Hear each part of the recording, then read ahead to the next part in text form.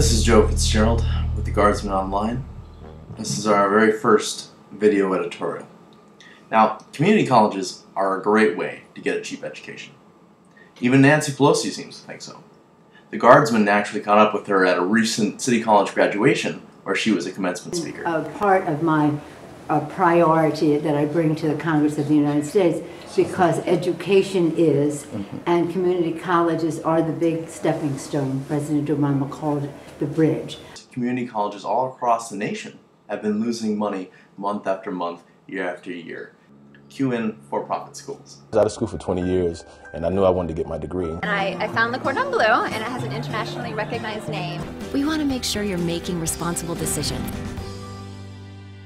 Academy of Art University, San Francisco. Even just listening to these ads, these colleges sound like a great deal. School to art school. There has been a huge boom in for-profit education in the past decade. Tuition is usually far more expensive than what public colleges charge. Their Westwood student borrowed $84,000. He describes his degree in video game design as almost worthless. Their undercover investigation into the for-profit college industry, they found 4 schools engaged in some sort of fraudulent activity, 15 engaged in deceptive activity. Of the money that funnels into for-profit colleges come from federal loans. That's our tax dollars. The explosive growth and profitability of the industry, including its biggest names like Kaplan and the University of Phoenix, is being funded by students using taxpayer-financed grants and loans.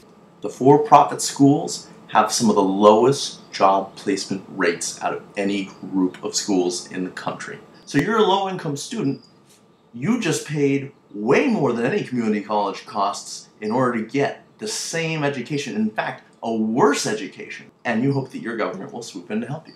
Yesterday, the Senate held a hearing on for-profit colleges that would limit these schools' access to federal financial aid funds unless they can prove their programs improve job prospects. Of course, the natural opponents of this were the GOP. But when the government's trying to regulate private schools, of course the GOP is against it.